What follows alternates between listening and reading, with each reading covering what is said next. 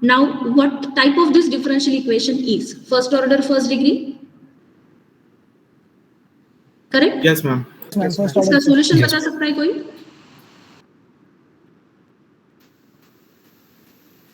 Is it a variable separable form? Yes, ma'am. Yes, ma'am. Log y is equal to x plus c. Log y is equal to x plus c. Log y is equal to x plus I'm sorry. हाँ, y is equal to log y is e equal raised to. to c into e raised to y. Okay, is this right? Yes. What I noted? Ma'am, log y, ma'am. Log Log y. y. Log y. Yes, yes. Log y. Is it right? Yes, ma'am.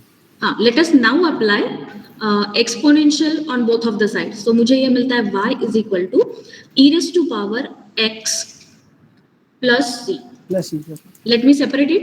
E raised to power x, e raised to power c. तो मुझे Ma'am, how e to the power x plus c? Ma'am, it will be e to the power x plus e to the power c, no, ma'am. Generating product. e raised to power x into e raised to power c, right? Yes, ma'am. It's correct. Yes, ma'am. Why, yes, ma'am. Yes, ma'am. Correct. I could not get your question.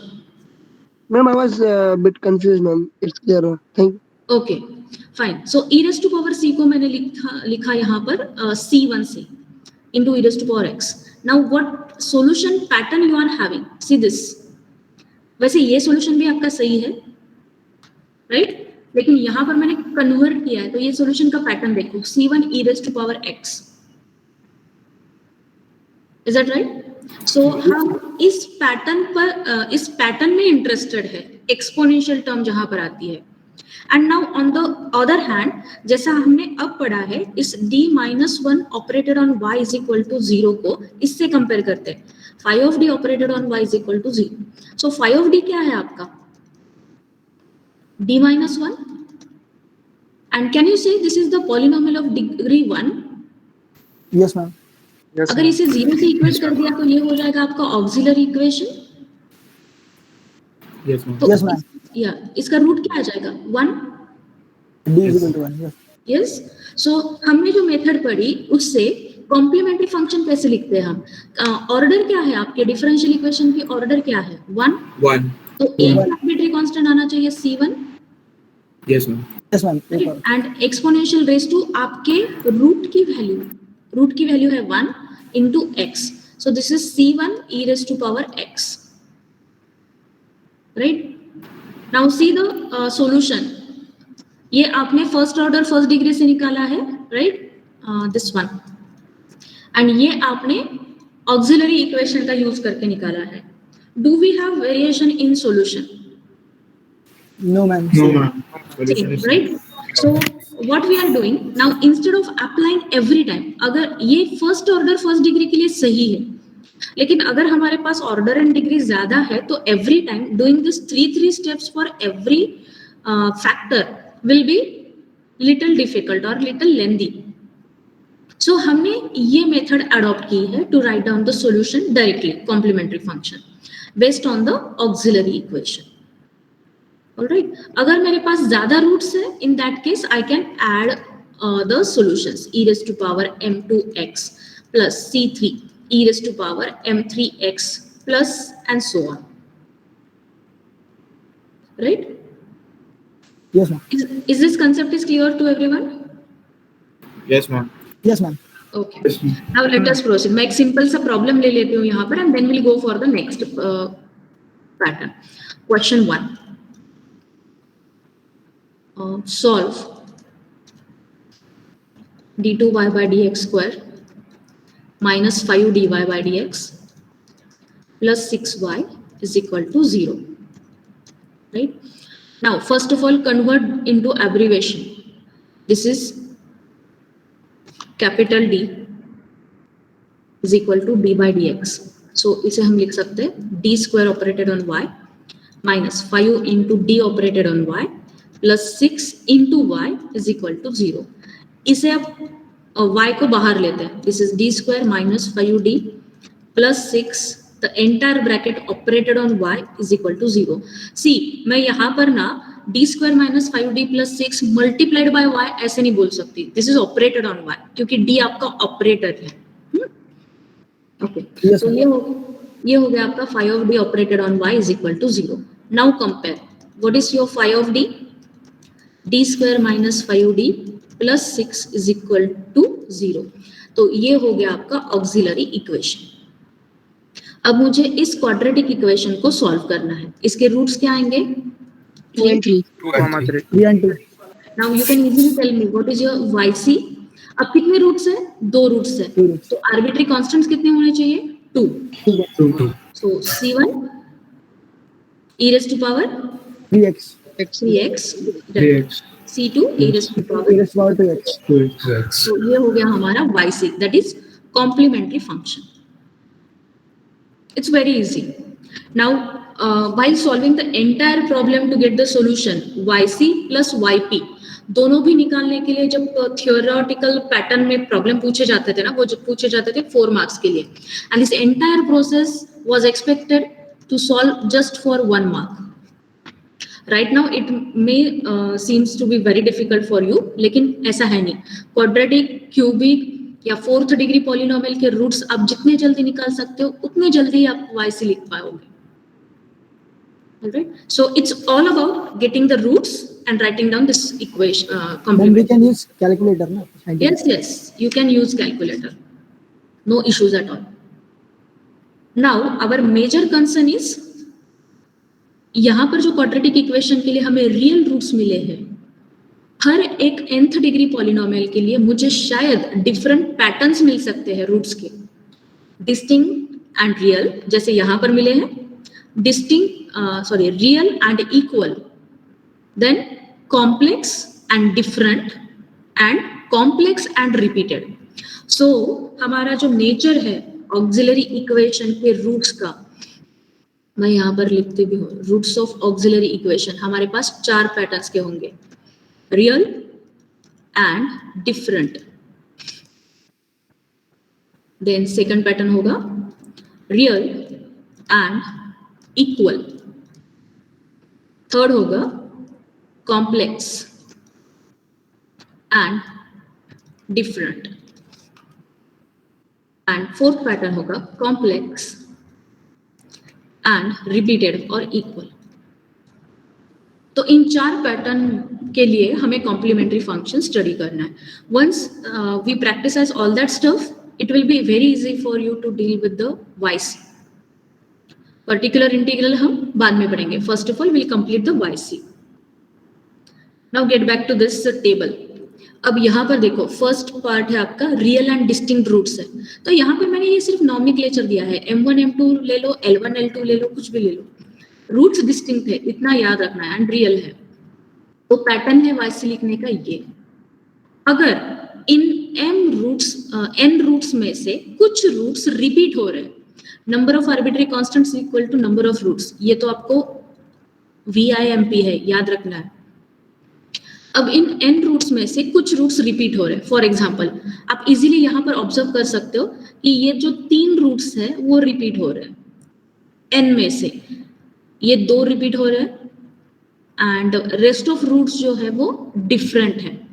In that case आपका yc जो है वो कैसे लिखा जाएगा?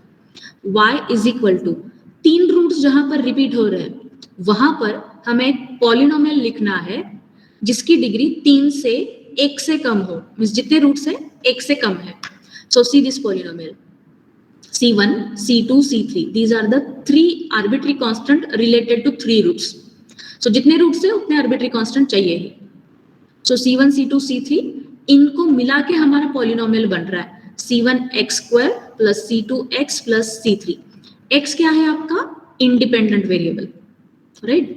तो ये polynomial बन गया multiplied by e raise to power m1x। ये एक्सपोनेंशियल की टर्म आएगी, ठीक है, प्लस अब नेक्स्ट कितने रूट्स रिपीट हो रहे हैं? 2 रूट्स रिपीट हो रहे हैं। तो 2 रूट्स के लिए जो पॉलिनोमियल बनेगा वो 1 से कम होगा। तो क्या आएगा? c4x plus c5। c1 c2 c3 already use किया है हमने, तो c4 and c5। c4x plus c5 into e raise to power m2x। अब ये रिपीटेड रूट किसके लिए है? m2 के लिए है, तो ये एक्सप्रेशन m2 के लिए आएगा। अब आगे जाके ये तीनों तो डिस्टिंक्ट है, m3 m4 m5, तो इसके करस्पॉन्डिंग रूट yc लिखने का पैटर्न क्या होगा? Plus c6, 5 already arbitrary constant use हो चुके हैं, right? C6 e raised to power m3x plus C7 e raised to power m4x plus C8 e raised to power m1x and so on. यहाँ पर m5 चाहिए actually, and so on. अगर यहाँ पर और रूट्स है तो ये एंड सो ऑन के पैटर्न में आ जाएगा. हमारे ये समझ में आ गया सबको? हम एग्जांपल देखेंगे, बट लॉजिक समझ में आया? रूट के YC कैसे लिखना है? मैम वो अपने number of roots equal roots and degree of polynomial का रिलेशन क्या बताया, एक बार बताओ. डिग्री ऑफ पॉलिनोमियल का नहीं है, रूट्स आपके रिपीट हो रहे हैं तो भी आपके एंड रूट्स रिपीट होने चाहिए. मैं एग्जांपल देती हूँ, एक मिनट. यहाँ पर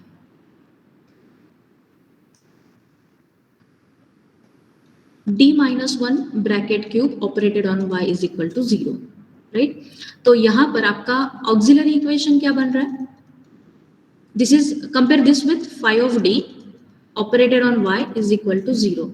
तो यहाँ पर d-1 ब्रैकेट क्यूब, ये आपका phi of d है, इसे मैंने 0 से इक्वेट कर दिया, तो ये हो जाएगा d-1 is equal to 0, d-1 is equal to 0 and d-1 is equal to 0 3 times. तो मुझे रूट्स क्या मिल रहे हैं? 1 1 एंड 1. सो 1 कितनी बार रिपीट हो रहा है?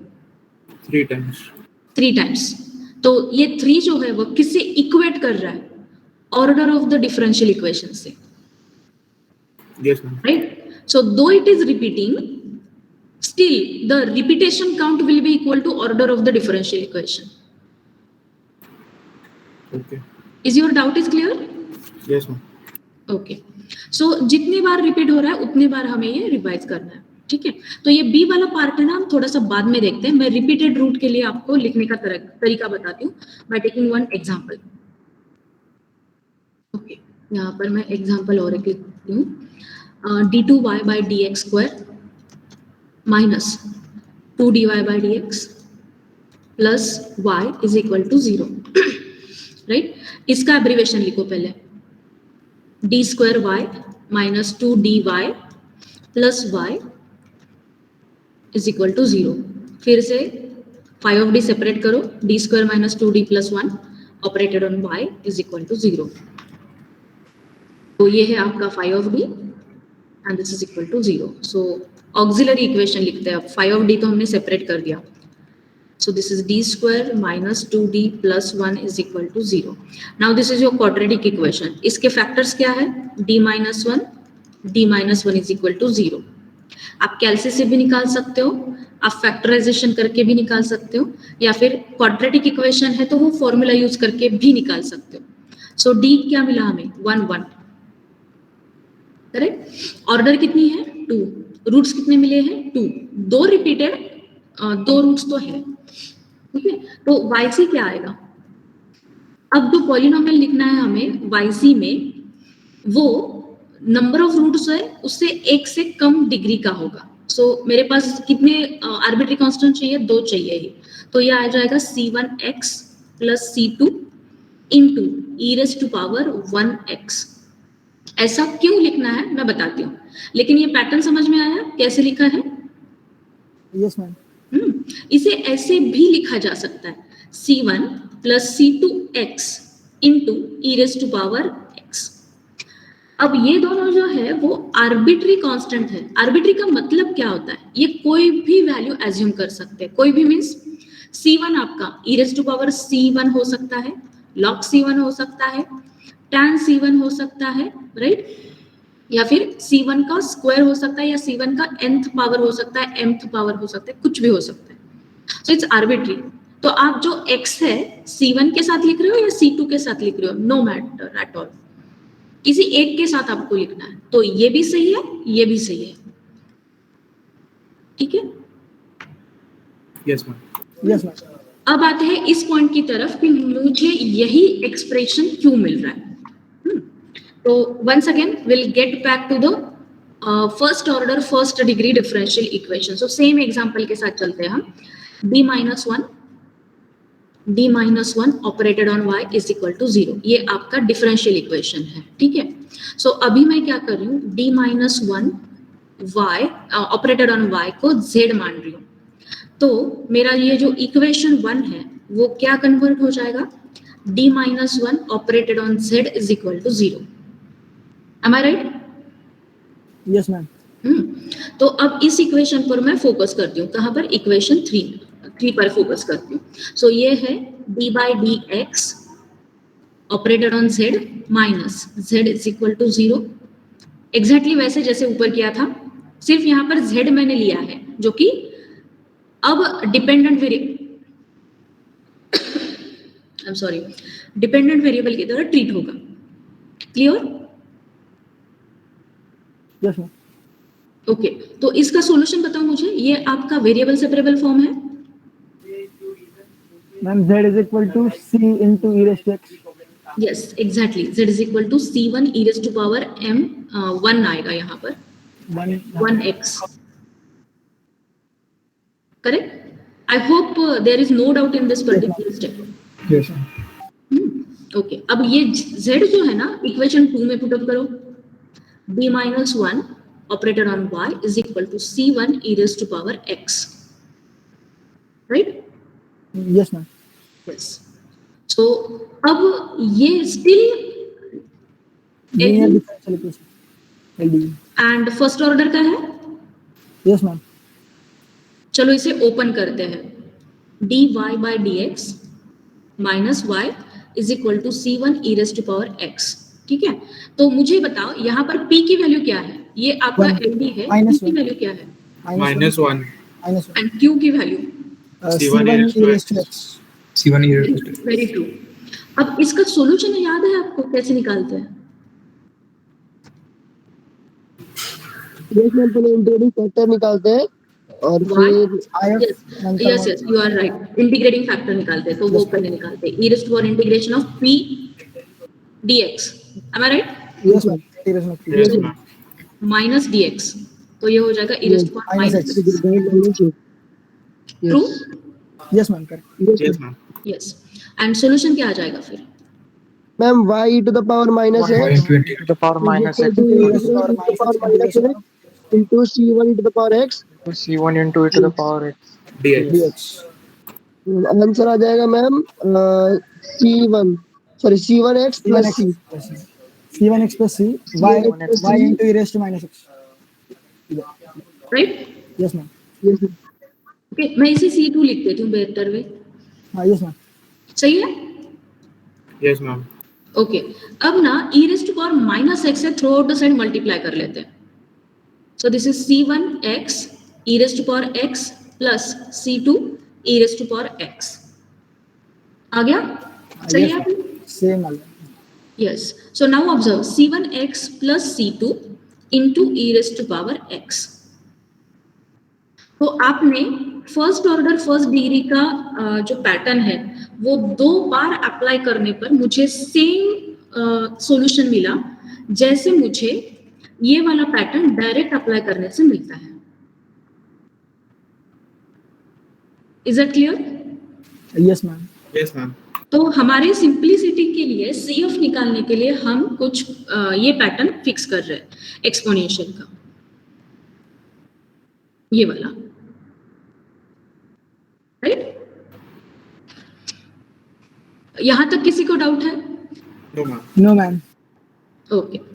सो अगर रिपीट हो गया या फिर डिस्टिंक्ट रूट्स है then it is quite easy for us to wrote down the YC. ठीक है? Okay. Now let us observe the next 2 types. हमारे रेस्ट्रिक्शंस या स्पेसिफिकेशंस कहाँ पर है? रूट्स पर है. एंड रूट्स हमारे जिस वे में आएंगे उस वे में हमारा ये कॉम्प्लीमेंट्री फंक्शन आता जाएगा. Now the next part is the roots are complex. मैंने कल बोला है, वो याद होगा शायद आपको, कि कॉम्प्लेक्स रूट जो है ना वो अकेला कभी नहीं आता, वो अपने कॉन्जुगेट को साथ लेके आता है. So alpha plus minus I beta, if we are having these 2 complex roots along with one real root, say m. यहाँ पर एग्जाम्पल के तौर पर ये लिया है. ठीक है? ऐसे कितने सारे भी रूट्स आपके पास हो सकते हैं. इन दैट केस YC जो है वो आपका इस पैटर्न में लिखा जाएगा. So this is a general representation to write down the YC for complex roots. कैसे लिखेंगे? कॉम्प्लेक्स रूट्स का अल्फा रियल पार्ट आपको आइडेंटिफाई करना है इमेजिनरी पार्ट आपको आइडेंटिफाई करना है beta, so it is e raise to power alpha x। तो ये वाला टर्म एक्सपोनेंशियल की टर्म हमेशा बाहर आएगी। ब्रैकेट में क्या आएगा, कितने रूट्स है यहाँ पर कॉम्प्लेक्स के, complex number itself and its conjugate, 2 roots है, तो 2 आर्बिट्री कांस्टेंट आएंगे c1 c2। सो ये c1 cos of beta x plus c2 sin of beta x plus ये जो रियल रूट है उसके लिए जो पहले 2 पैटर्न हमने पढ़े हैं इसी सेंस में रिप्रेजेंटेशन आएगा c3 e raise to power mx, m आपका रूट है एंड ये m रूट थर्ड रूट है इसलिए c3। ओके, अब ये पैटर्न क्यों आया ये भी डिस्कस कर लेते हैं।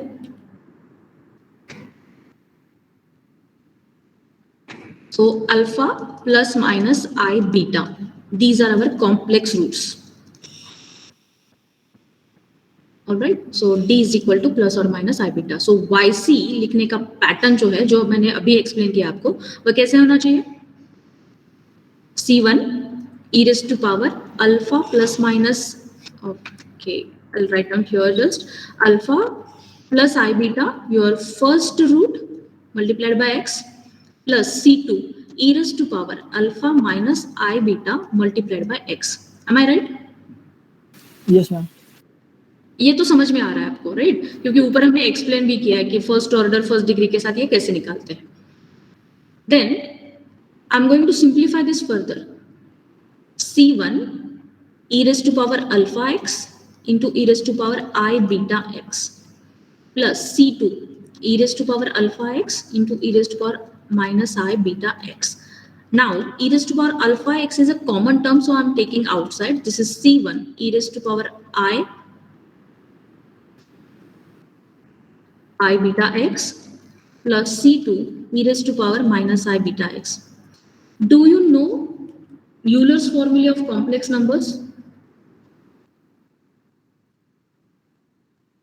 E raised to power I theta, how it is represented as?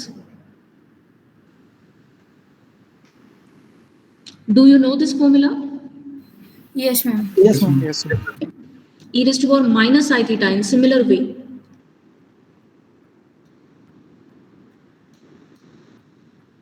Correct?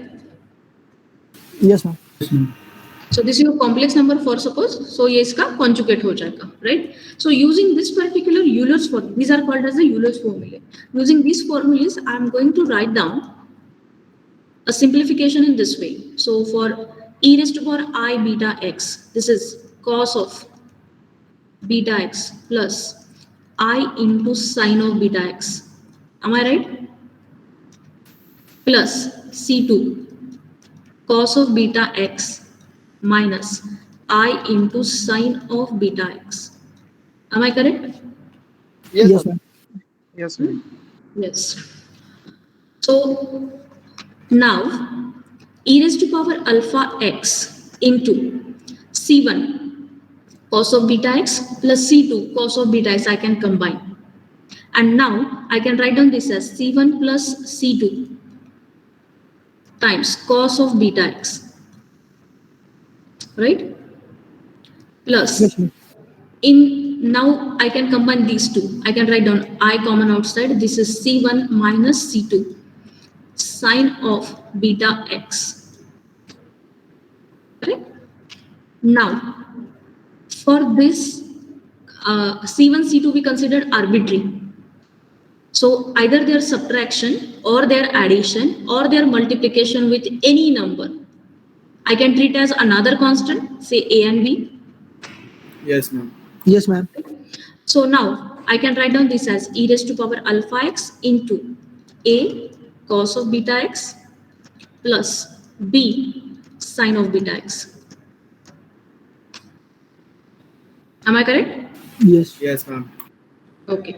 So e raised to power alpha x into some arbitrary constant into cos of beta x plus some arbitrary constant into sin of beta x, that we can write down. How many arbitrary constants we noted? 2, which is equal to the number of roots we consider initially, 2 complex roots. Got it? Yes. So instead of doing these much stuff every time, we adopt the way we write down the complementary function in a short manner,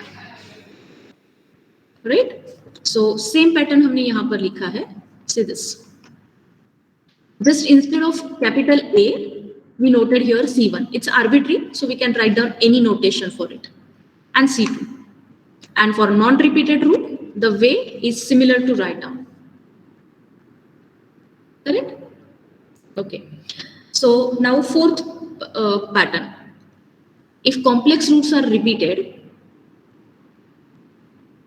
then in that case, how to note down the complementary function? So alpha plus minus I beta, alpha plus minus I beta, alpha plus minus I beta and m. This is the real root. So complex root कितने बार repeat हुए हैं? 3 times. Got it? So on similar pattern, e raised to power alpha x we noted outside the real part of the complex root into कितने बार repeats हुए हैं? 3 times. So polynomial will get formed which having degree less than 3, 1 less than 3, 2 तक.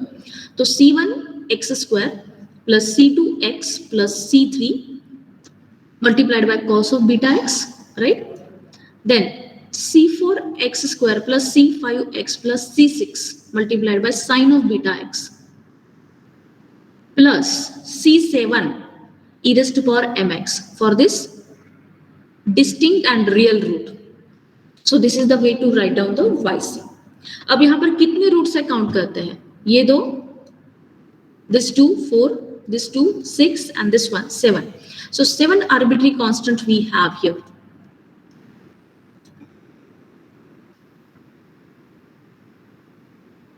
Got this? Yes, ma'am. Okay. Yes, ma'am. And now you can see these examples. 1 2 3 4 5 6 7 8. 8 arbitrary constants are there. So 8 roots are there. So arbitrary constants भी 8 होने चाहिए. See, we have arbitrary constants 8. कितने repeats हो रहे हैं? 2 repeat हो रहे हैं. तो इन दोनों के लिए कॉमन टर्म आ जाएगी पॉलिनोमियल के फॉर्म में. ये 3 रिपीट हो रहे हैं तो इन दोनों के लिए कॉमन टर्म आ जाएगी. And these are distinct. So हर एक टर्म डिस्टिंक्ट होगी, राइट? सो कॉम्प्लेक्स के लिए in similar way and complex including real के लिए इन सिमिलर वे ऐसे आ जाएगा. Is that pattern is clear everyone? Yes, ma'am. Yes, ma'am. कुछ प्रॉब्लम नेक्स्ट लेक्चर में डिस्कस करेंगे and will complete this complementary function. Ma'am ये PDF upload कर दो ना. यस यस, पीडीएफ में अपलोड कर दूंगी, but I am so sorry I forget to start video today. So मैं आज का वीडियो ना फिर से शूट करके शाम तक अपलोड कर दूंगी. But PDF of this particular PPT and as well as this journal copy I can upload immediately. Will it be okay for today? Yes Yes, ma'am. Yes, ma'am. it will be okay. Classroom पे दोगे या फिर WhatsApp पे? Classroom पर. Okay ma'am. Yes. Okay, so shall we stop now? Yes, ma'am. Yes, ma'am. Thank you, ma'am. It's your lunch break and I will not utilize your lunch break today. Yeah, let me just take your attendance and we'll stop.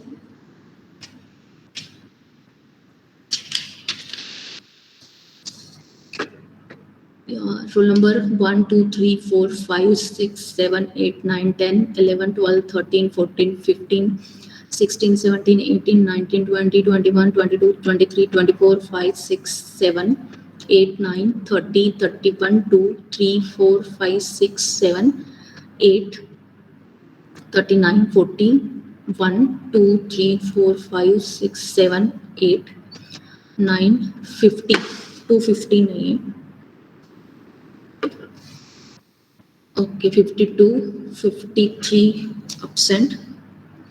54 is there, 55, 56, 57, 58, 59, 60, 61, 62, 63, 4, 5, 6, 7, 8, 69, 70, 71, 72. Ma'am 53 है उसने ma'am. बराबर roll number से नहीं रहता. हो जाए ना? हाँ, yes, ma'am. Yes. Okay, beta. Fine, just 250 is absent. All are present, rest. Fine, thank you everyone. Have a good day. Thank you, And ma'am. let